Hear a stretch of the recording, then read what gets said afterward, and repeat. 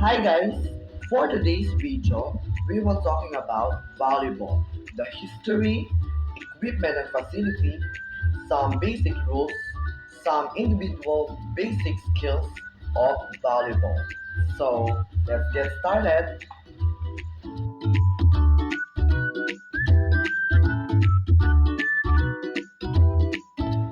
Volleyball was invented in 1895 by William G. Morgan, physical director of Young Men's Christian Association or YMCA in Holyoke, Massachusetts.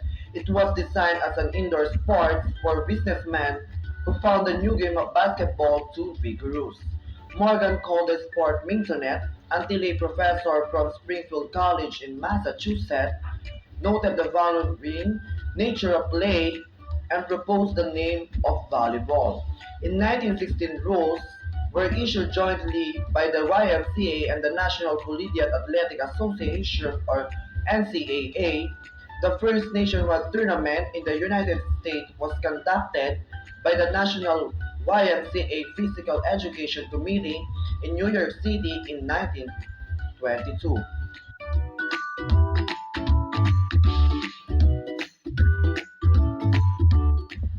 Next is equipment and facility.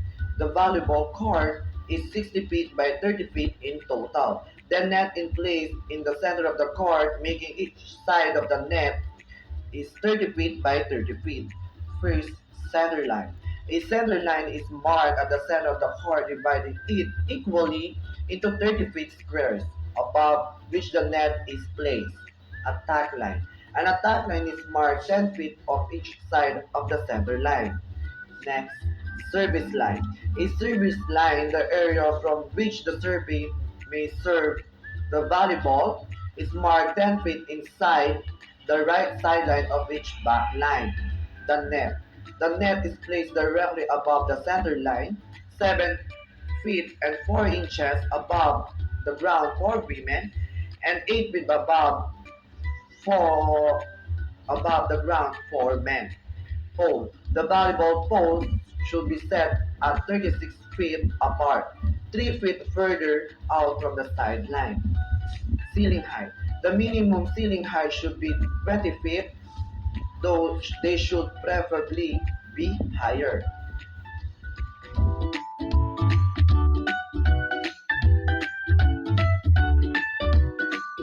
Let's proceed to the basic rules of volleyball. Not knowing the basic rules of volleyball can be frustrated experience whether you are a player, coach, or just a fan.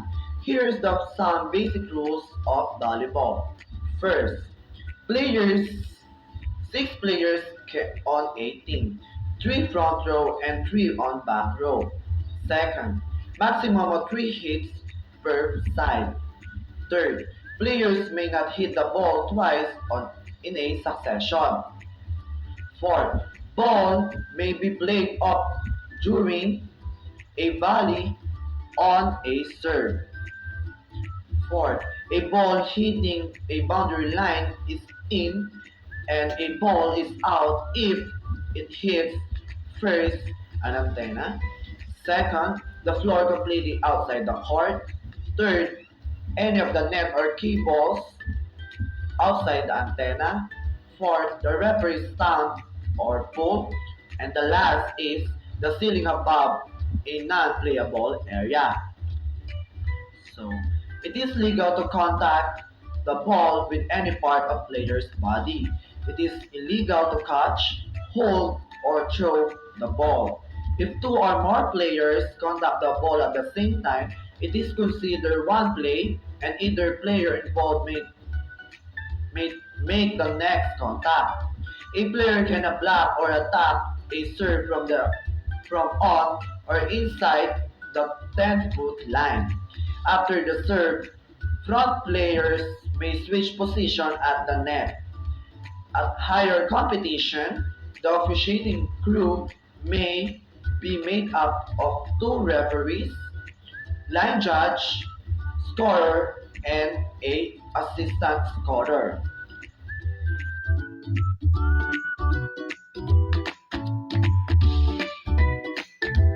For For the last part, here's the some individual basic skills of volleyball. We have six individual basic skills of volleyball. First, the passing, spiking, sending, blocking, digging, and serving. First, the passing. Passing is often thought of as important skill in volleyball. If you can pass the serve, then you won't ever put your team in a position to score a point. Second, the importance of serving is often undervalued. Many coaches don't teach the players to serve aggressive and use this opportunity to give the team an advantage for scoring points. Third, blocking is perhaps the least taught skill in volleyball. Players can get away with poor blocking skills because not blocking is not going to hurt the team as much as being poor at executing other skills in volleyball. Fifth, digging is another skill that is not focused on quite as much as most skills in volleyball. And the last is the setter position is considered to be the most important position in volleyball. The setter basically runs the team's offense. And that's all for this video. I hope you learned something. Goodbye everyone. See you. Hi guys, I'm Katrina Ibe. My topic is basketball. In basketball, we will talk about the history, the equipment and facility, the basic rules, and the last one is some basic individual skills.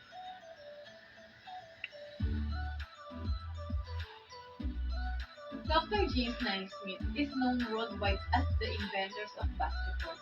He was born in 1861 in Ramsey Township, near Almonte, Ontario, Canada.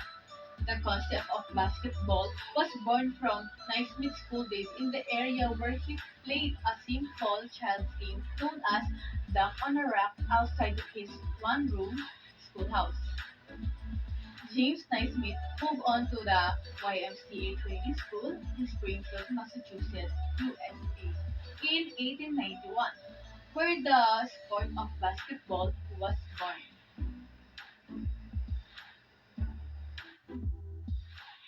We have the basketball backboard, basketball ball,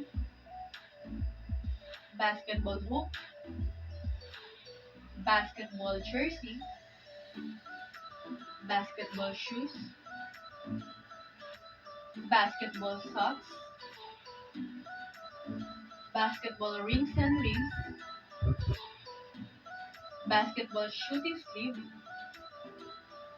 basketball shot clock, the basketball towel, the basketball whistle, and the last one is the basketball court.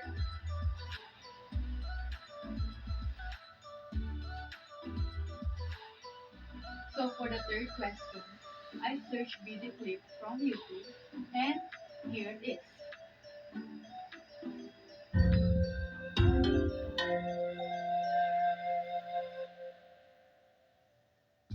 In this video, you'll learn the basic rules of basketball. Basketball is played on a rectangular court, which is 22 to 28 meters long and 13 to 15 meters wide. At each end of the court, there is a 45 centimeter wide hoop fixed on a panel suspended 3.05 meters above the ground, the basket. Two teams of 5 players compete over 4 quarters of 10 minutes each. A 15-minute halftime takes place between the second and the third quarter. The objective of both teams is to put the ball through the opponent's hoop to score as many points as possible. A scored shot, called a field goal, is worth 2 points, or 3 if the player has thrown the ball from outside the 3-point arc.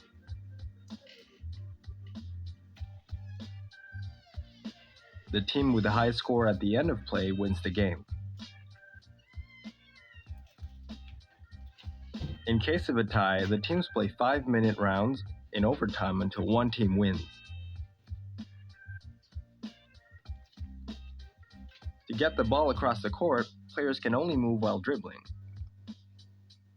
For pass the ball, they are only allowed to use their hands. In offense, players can be sanctioned by violation, which leads to a turnover from behind the opponent's baseline. To learn more about it, check out our video on violations. In case of illegal contact, players can be sanctioned by fouls. To learn how not to commit them, watch our video on fouls. Fouls are sanctioned by turnovers or free shots for the opponent. Free throws are shot from a line placed near the edge of the key and are worth 1 point. The key, also called free throw lane, is the rectangular area drawn beneath both hoops. At each timeout, the coach may make substitutions. There is no limit to the number of players that can be substituted. Now you know the basic rules of basketball. It's over to you. Well, the shouting, dribbling, defense, rebounding, and passing are some of the most important skills that are part of the game of basketball. Outside of these basketball specific skills, the need for good athleticism, jumping ability, speed, and stamina are all important skills in the game too. Good day everyone, I am Jerome Deang from BPE 3B, and for today's video, baseball is the center of our content. Let's start the discussion with the history of baseball. Let's go! Most cultures have some sort of stick and ball games. Cricket being the most well known, while the exact origin of baseball are still unknown. Most historians agree that it is based on English game rounder. It began to become quite popular in this country in the early 19th century, and many sources report the growing popularity of a game called town ball, base, or baseball. So throughout the early part of that century, small towns formed teams and baseball clubs were formed in largest cities. The first recorded baseball contest took place a year later, in 1864, at the Elysium Fields in Hoboken, New Jersey. In baseball, we have different kinds of equipment. Three bases and home plate, pitcher mound, outfield are the equipments in baseball field.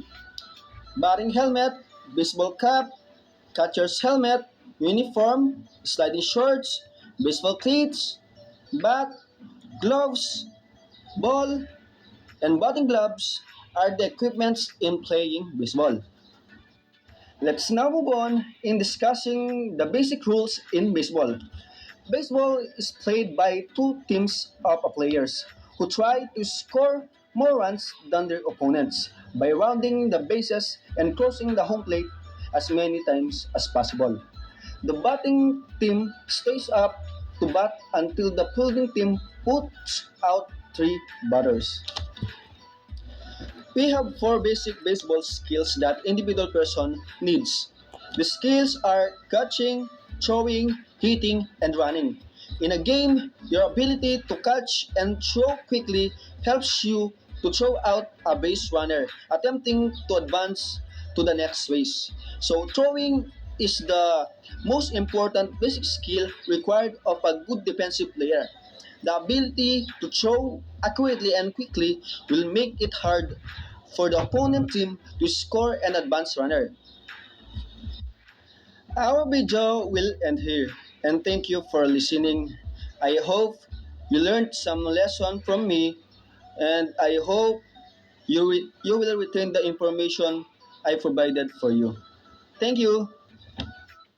Hey guys, back at it again for another video. So for today's video, we're going to talk about the history, equipment and facility, and the basic skills and the individual basic skills of football.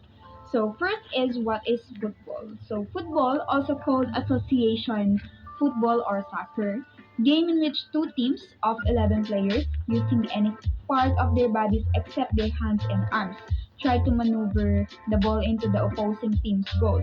So only the goalkeeper is permitted to handle the ball and may do so only within the penalty area surrounding the goal. So the team that scores more goals wins. So what is the history of football? So the early years, modern football originated in Britain in the 19th century. So since before medieval times, folk football games had been played in towns and villages according to local customs and with a minimum of rules. So industrialization and urbanization, which reduced the amount of leisure time and space available to working class. So combined with a history of legal prohibition against particular violent and destructive forms of football to undermine the game's status from the early 19th century onward. So, however, football was taken up as a winter game between residence houses at public or independent schools such as Winchester, Charterhouse, and Eton. So each school had its own rules. Some allowed limited handling of the ball and others did not. So the variance in rules made it difficult for public school boys entering university to continue playing except with former schoolmates. As early as 1843, an attempt to standardize and codify the rules of play was made at the University of Cambridge, whose students joined the most public schools in 1848 in adopting Kaye's Cambridge rules, which were further spread by Cambridge graduates who formed football clubs. So in 1863, a series of meetings involving clubs from metropolitan London and surrounding countries produced the printed uh, rules of football, so which prohibited the carrying of the ball, thus the handling game of rugby remained outside the newly formed Football Association.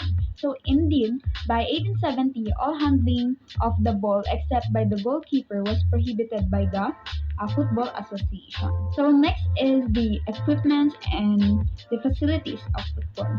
So first is for the equipment, uh, we have uniform, practice clothes, soccer cleats, shin guards, ball, goalkeeper, gloves, water bottle, gear bag. And for the training gear, they have soccer net, speed ladders, cones, and training balls. The soccer field or football pitch is flexible in size. It is 100 to 130 yards long and 50 to 100 yards wide. In international play, the field dimensions are a bit stricter in the length must be 110 to 120 yards long and 70 to 80 yards wide. So for the game rules, so first is they have all teams must take the field with 5 players. Second, mixed teams must take the field with a minimum of 2 female outfield players. Either gender is allowed in goals. Next is unlimited intercharge will be allowed for all matches. Next is kick-offs will be taken from halfway. No slide tackles, no offside, no throw-ins, no corners. If the ball hits any part of the net behind the goalkeeper of a shot, keeper save or deflection, the ball automatically goes to the goalkeeper for a start. Next, an indirect free kick shall be awarded at the referee's discretion should a player kick the ball into their own back net. Next is goalkeepers can pass the ball out with their feet or throw it out with their hands. Goalkeepers uh, cannot come outside of their goal circle at any time. Goalkeepers may not pick the ball up if it has been passed to them from a teammate. Goalkeepers cannot kick the ball out of their hands, and goalkeeper must release the ball within six. Next is if a team kicks the ball out of the pitch, the match will be a restart with the goalkeeper of the opposing team. Next is all free kicks are indirect, no pushing or grinding into the rebound boards. Serious foul play will be punishable by yellow and red cards. And the last is in the event of a penalty being awarded, all penalty takers can only take one step before striking the ball. And for the last is the basic individual skills. So here is some basic individual skills.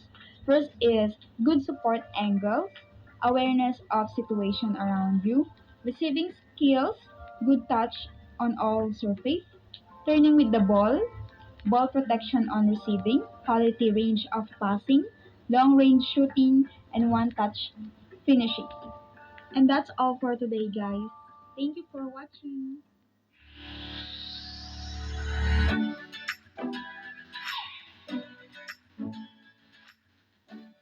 Sepak takraw or kick volleyball is a sport native in the Malay Peninsula. Sepak takraw differs from the similar sports of volleyball in use of a rattan ball and only allowing players to use their feet, knees, chest, and head to touch the ball. It is popular sports in Southeast Asia. In 1891, first play in Malaysia wherein the player used a rattan ball. In 12th century, this became popular in the royal court of Malacca. The game was named Sepak Raga. In 1945, some rules were formulated. Sepak Raga was changed to Sepak Jaring.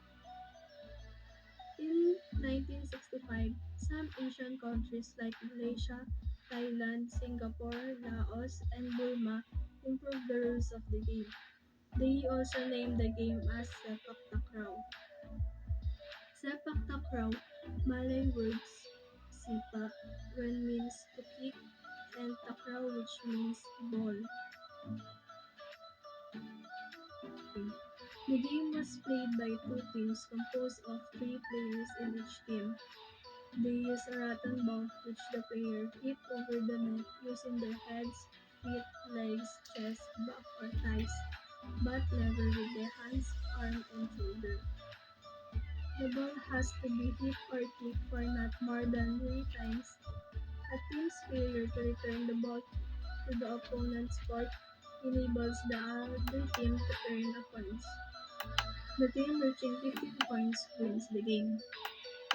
The game is played between two teams called regu, consisting of three players on each side. One of the three players should be at the back and it's called back regu. The other two players should be in the front, one on the left and the other one is in the right. Player on the left is called left inside and the players at the right is called right inside. The court. The court is a rectangular area measuring 13.4 meters by 6.1 meters, free from all obstacles, up to the height of 8 meters measured from the court surface. The width of the line bounding the court should not be more than 0.04 meters, measured and drawn inwards from the edge of the court measurement. All the boundaries lines should be drawn at least 3.0 meters away from all obstacles.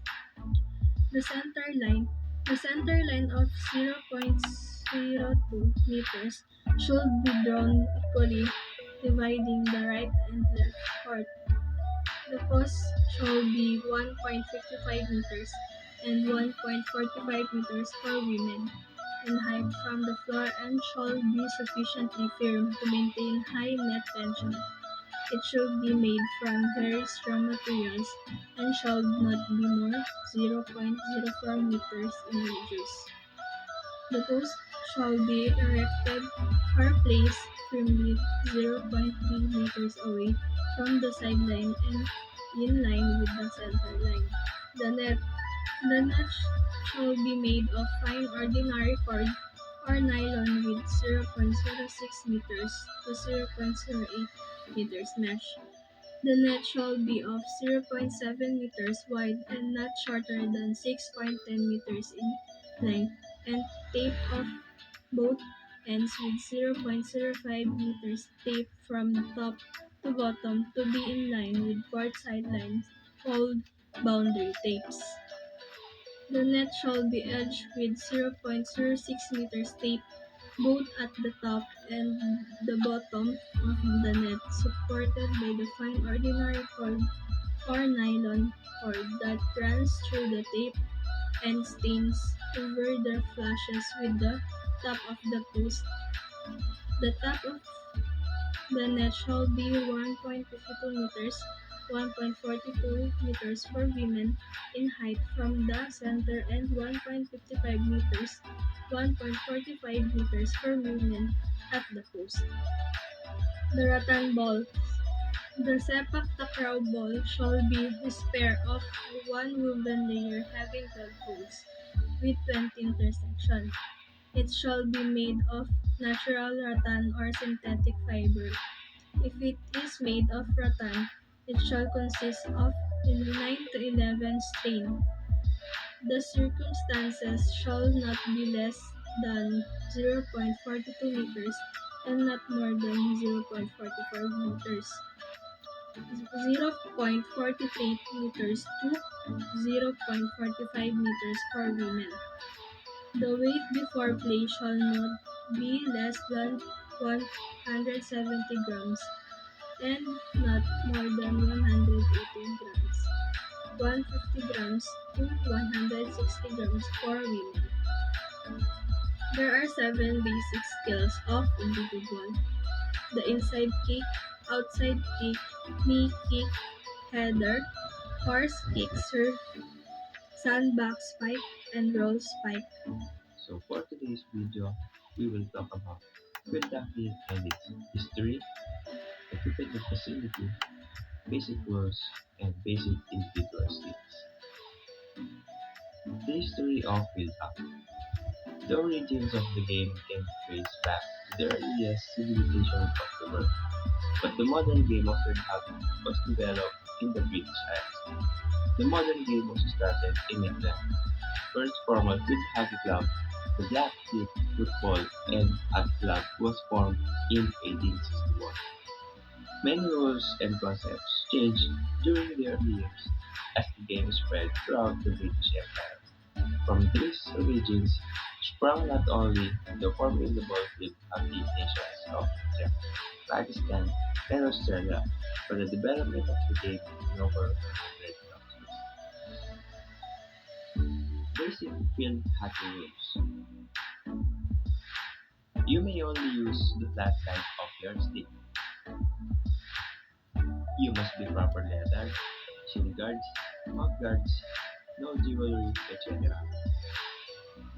10 field players plus a goalie play at one time. The field hockey game lasts for two 30-minute halves. Substitutions. The field player must exit the field at the 50. Only then can the new player step onto the field. The ball cannot go in the air, especially on free kicks. This is judged by the discretion of the ref. The exception is the shot on goal, as long as there is not a player in the direct line of the ball and no one is in harm's way. Substart. When taking a hit into the circle, whether it is a free hit or long hit, you cannot directly hit into the circle. You must pass it first or carry the ball for 5 yards before hitting the ball. Anytime a foul occurs in either team circle, a corner hit will be called. Fouls. The ball cannot hit your feet. You cannot raise your stick above your waist during regular play. If you are taking a free hit, it is up to the discretion of the ref. You cannot tackle or go for the ball from the net. You must face your opponent head on, shoulder to shoulder, if you are fighting for the ball. No third party. It is 1 versus 1 at all times. Once another player tries to go for the ball, a foul is called. Obstruction. When your back is turned to another player and you are between the ball and that player.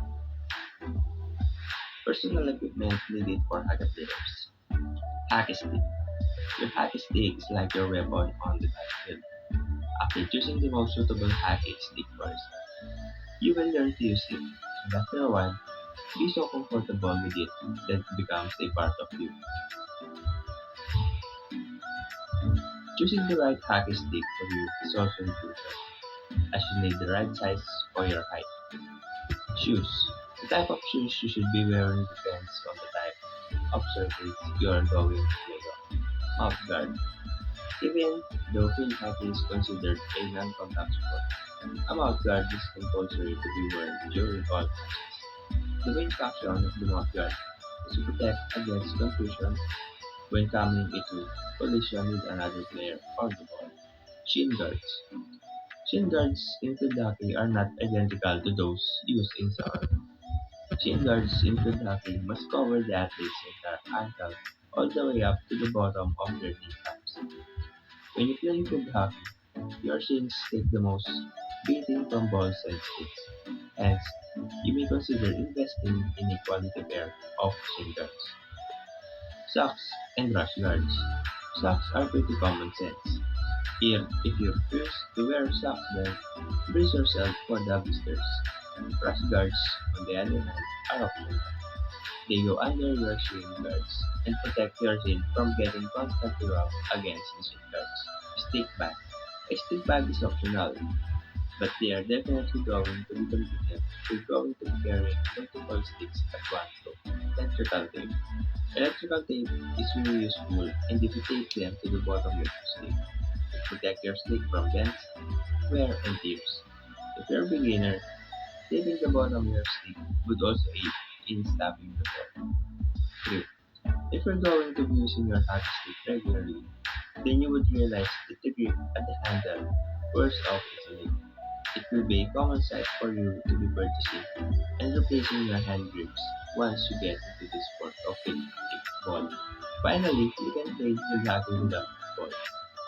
But we are putting this under personal equipment because use the other personal ball for practice. If you're a beginner, get a dart ball to practice instead of the regular practice ball. Field hockey balls are rubber-like, hard, and dense, and they travel quickly. Helmet. The helmet protects your head and face from injury. When buying a helmet, apart from how the helmet should fit your head comfortably, the visibility when putting on the helmet is crucial. The goalie, because you need to see the ball easily on the field at all times. Throat protector.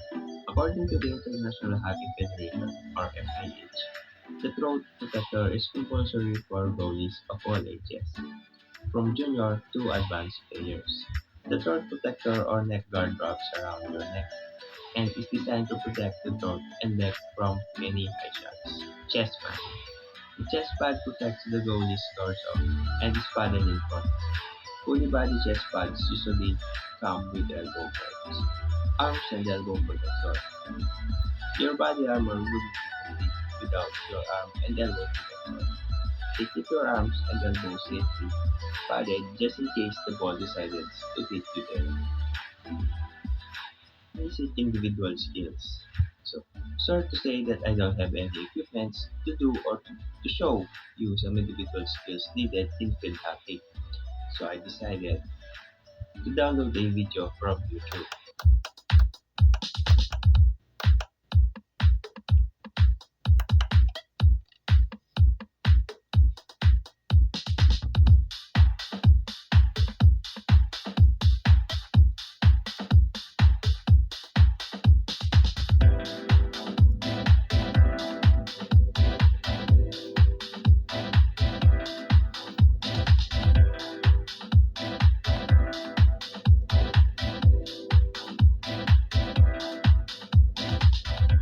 The aim of this is to keep the ball glued to your stick.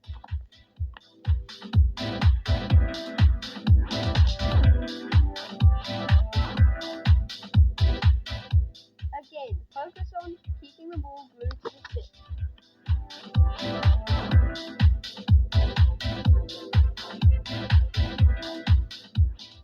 On this drill, focus on putting the ball in front of your left foot and dragging it back quickly. Here we see the ball being taken in front of the left foot and then dragged back.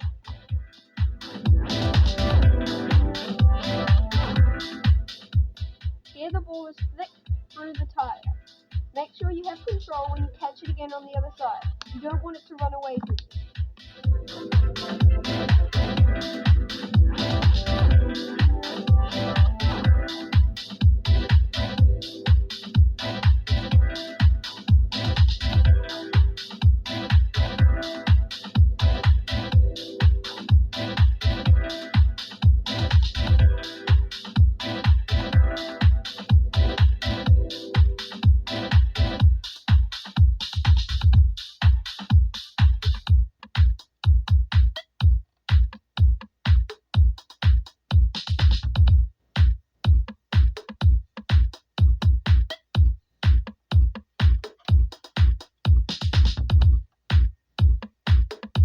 that's all for today. I hope you learned something from this video.